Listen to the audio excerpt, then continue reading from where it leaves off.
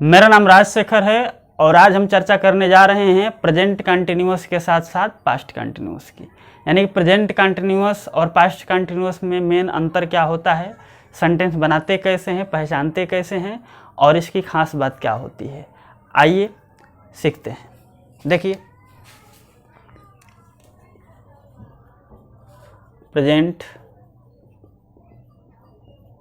Continuous tense और इधर लिख देते हैं हम पास्ट कंटिन्यूअस टेंस। देखिए मेन डिफरेंस क्या होता है, बात कर लेते हैं हेल्पिंग वर्ब की। तो हेल्पिंग वर्ब प्रेजेंट कंटिन्यूअस में इज, एम, आर लगती है। वही पास्ट कंटिन्यूअस की हेल्पिंग वर्ब के बारे में बात करें तो इसमें वाज और वर लगता है। अब इसमें तीन हेल्पिंग वर्ब है, इसमें 2 हेल्पिंग वर्ब है। किसके साथ इज, किसके साथ एम, किसके साथ आर। तो यदि सब्जेक्ट आपका सिंगुलर है, तो इज लगाएंगे। सब्जेक्ट आपका प्लूरल है तो आर लगाएंगे और आई के साथ आप एम का प्रयोग करेंगे। अगर सब्जेक्ट आई है तो उसके साथ हेल्पिंग वर्ब आप एम लगाएंगे। अब देखिए, यहाँ वाज यूज करेंगे आप सिंगुलर के साथ। अगर सब्जेक्ट आपका सिंगुलर है तो वाज लगाइए, अगर सब्जेक्ट आपका प्लूरल है तो वर लगाइए और आई के साथ आप वाज का ही प्रयोग करेंगे। आई के साथ वाज का प्रयोग करना है। अब देखिए, अब बात करते हैं मेन वर्ब की। तो मेन वर्ब चूंकि इसमें भी कंटिन्यूअस है, इसमें भी कंटिन्यूअस है, तो सेंटेंस टेंस आपका कोई भी हो, अगर वो टेंस में कंटिन्यूअस आ रहा है, चाहे प्रेजेंट कंटिन्यूअस हो, चाहे पास्ट कंटिन्यूअस हो, चाहे फ्यूचर कंटिन्यूअस हो, चाहे प्रेजेंट परफेक्ट कंटिन्यूअस हो, चाहे पास्ट परफेक्ट कंटिन्यूअस हो, चाहे फ्यूचर परफेक्ट कंटिन्यूअस हो, कंटिन्यूअस अगर आ गया तो आपका मेन वर्ब V4 लगता है। मेन वर्ब V4, इसमें भी आपका मेन वर्ब V4 ही लगेगा। V4 का मतलब है कि V1 में ही ing जोड़ देने से V4 आपका बन जाता है।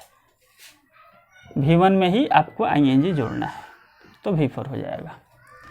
अब सेंटेंस कैसे बनते हैं, तो कोई भी सेंटेंस बनाने का सिस्टम होता है कि सबसे पहले आप सब्जेक्ट लिखते हो, सब्जेक्ट के बाद आप हेल्पिंग वर्ब लिखते हो, हेल्पिंग वर्ब के बाद आप मेन वर्ब लिखते हो, मेन वर्ब के बाद ऑब्जेक्ट लिखते हो, ऑब्जेक्ट के बाद कंप्लीमेंट। ये किसी भी सेंटेंस के लिए सही है। सेंटेंस कोई भी हो, ये फार्मूला सबके लिए सही है। अब चूंकि हम लोग हिंदी से इंग्लिश और इंग्लिश से हिंदी बनाने के लिए सीखते हैं, तो हिंदी में क्या फ़र्क आएगा वो देख लेते हैं।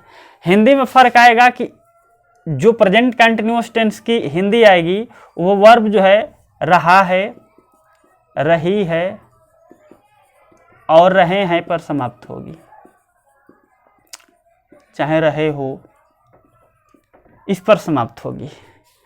और ये चूंकि देखने से ही पता चल रहा है कि पास्ट है, तो पास्ट है तो था थे थी आने लगेगा। रहा था, रही थी और रहे थे आएगा, ये होने लगेगा। इसमें रहा है, रही है, रहे हैं, इसमें रहा था, रही थी, रहे थे आने लगेगा। अब बनता कैसे है, ये तो रटने वाली चीज हो गई कि हिंदी वाक्य के अंत में जब वर्ब जो है रहा है, रही है, रहे पर समाप्त होगी तो प्रेजेंट कंटिन्यूअस, और हिंदी वाक्य की जब वर्ब जो है रहा था, रही थी, रहे थे समाप्त होगी तो पास्ट कंटिन्यूअस। ये तो जो है रटने की बात है। इसमें समझने वाली क्या बात है, कंसेप्ट क्या है इसका, ये जान लेते हैं। कंसेप्ट ये है कि ये प्रेजेंट की बात को रिप्रेजेंट करता है, ये पास्ट की बात को। प्रेजेंट की बात को मतलब वर्तमान काल को रिप्रेजेंट करता है, ये पास्ट मतलब भूतकाल को रिप्रेजेंट करता है। इसीलिए इसके लास्ट में है, हूँ, हो आता है, इसके लास्ट में था, थी, थे आता है। लेकिन चूंकि कंटिन्यूअस है तो कंटिन्यूअस की खास बात यह है कि प्रेजेंट कंटिन्यूअस टेंस में हमको ये पता चलता है कि कोई काम कुछ समय के लिए शुरू हुआ। अगर वो अभी भी शुरू है तो प्रेजेंट में आ जाएगा, और कुछ समय के लिए शुरू हुआ था अब खत्म हो चुका है तो पास्ट कंटिन्यूअस में आ जाएगा। जैसे देखिए सेंटेंस देखिए, यदि लिखा है कि I am teaching you English, अगर मैंने एक सेंटेंस छोटा सा लिख दिया कि I am teaching you English. आप देख रहे हैं कि आई का प्रयोग हुआ है सब्जेक्ट के रूप में, आई के साथ हमने एम का प्रयोग किया है। हमने आपको बताया कि आई के साथ एम का प्रयोग करते हैं। उसके बाद ये टीच आपका मेन वर्ब है जिसमें आईएनजी जोड़ने से हमारा V4 बना है, और ये हमारा ऑब्जेक्ट है और ये भी हमारा ऑब्जेक्ट है। ये डायरेक्ट ऑब्जेक्ट है, ये इनडायरेक्ट ऑब्जेक्ट है। अब देखिए सेंटेंस में I am teaching you English, इसका मतलब होगा कि मैं आपको इंग्लिश पढ़ा रहा हूँ। अब इस सेंटेंस अगर मैं बोलूँगा हिंदी में कि मैं आपको इंग्लिश पढ़ा रहा हूँ, तो इसका मतलब आप ये समझ जाएंगे कि ये कुछ देर पढ़ाएंगे, उसके बाद इन पढ़ाना जो है बंद कर देंगे। यानी कि ये अस्थायी एक्शन है, यानी कि एक्शन ये परमानेंट नहीं है, अस्थायी है। कहने का मतलब मेरा पढ़ाने का काम थोड़ी देर चलेगा, उसके बाद बंद हो जाएगा। I am teaching you English, मैं आपको इंग्लिश पढ़ा रहा हूँ। ये काम किसी समय से शुरू हुआ और अभी भी जो है चल रहा है, लेकिन ये जल्द ही बंद हो जाएगा।